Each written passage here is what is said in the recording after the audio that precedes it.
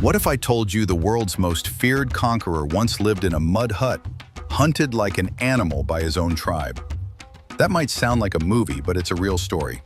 It's the beginning of Genghis Khan, the man who changed history. He was born as Temujin, a boy with no power, no land, and no army. Nobody believed he would grow up to become the ruler of the biggest land empire the world has ever seen. People often picture Genghis Khan as a bloodthirsty warrior burning cities and leading a violent army. And while that's partly true, there's another side of him most don't know. A side full of pain, loss, bravery, and a powerful vision for the future. Genghis Khan didn't start with riches or fame. He started with nothing and built everything from the ground up.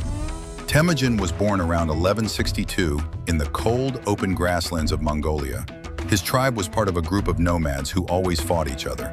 His father, Yesige, was a respected chief, but he had many enemies.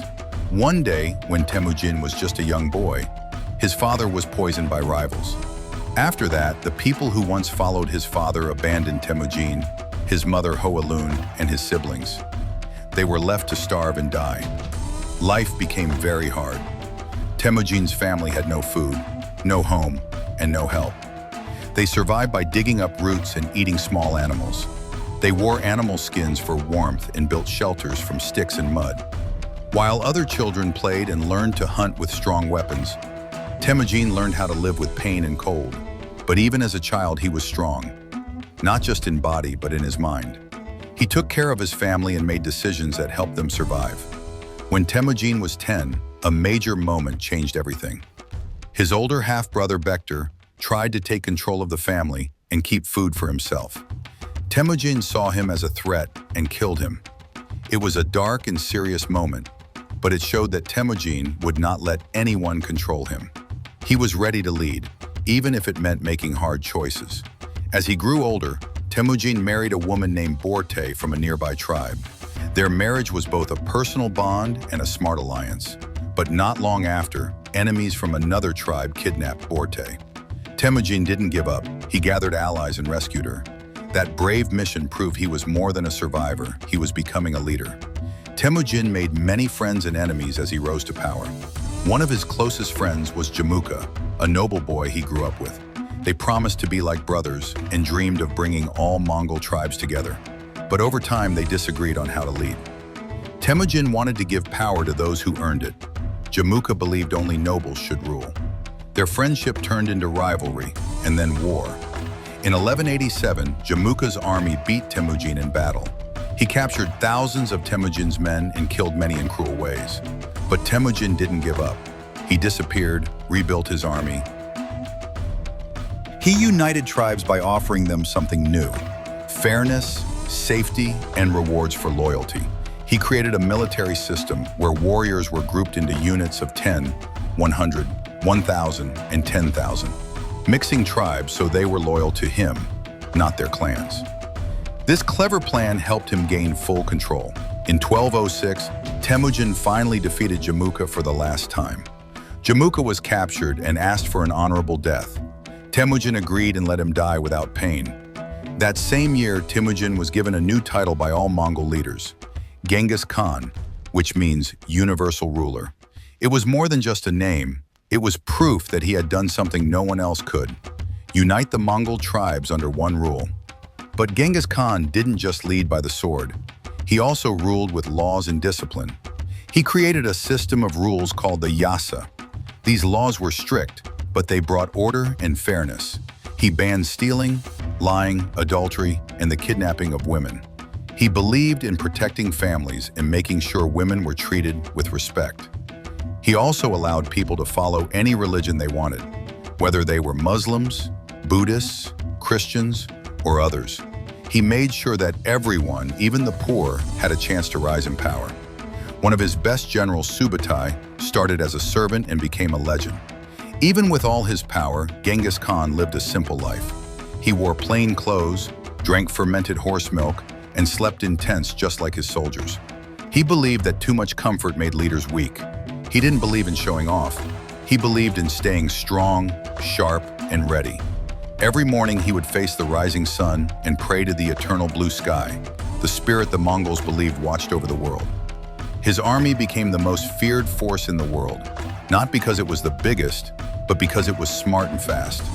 Mongol warriors could ride horses for days and shoot arrows while galloping. They moved like wind and struck like lightning. But their biggest weapon wasn't their sword, it was fear. Before attacking a city, Genghis would send spies to spread rumors. These stories made people so scared that they often surrendered before the battle even started. He used brilliant tricks to win. He faked retreats to draw enemies out, then circled back to trap them. He used human shields, night attacks, and surprise movements. He punished disloyalty and rewarded bravery. He never wasted a battle. Every war had a reason, whether it was revenge, money, or strategy. In one case, a powerful empire called the Khwarezmian Empire killed his traitors and messengers. Genghis was furious. He launched a massive invasion, destroying cities like Samarkand and Bukhara. Historians say rivers ran black with ink and red with blood.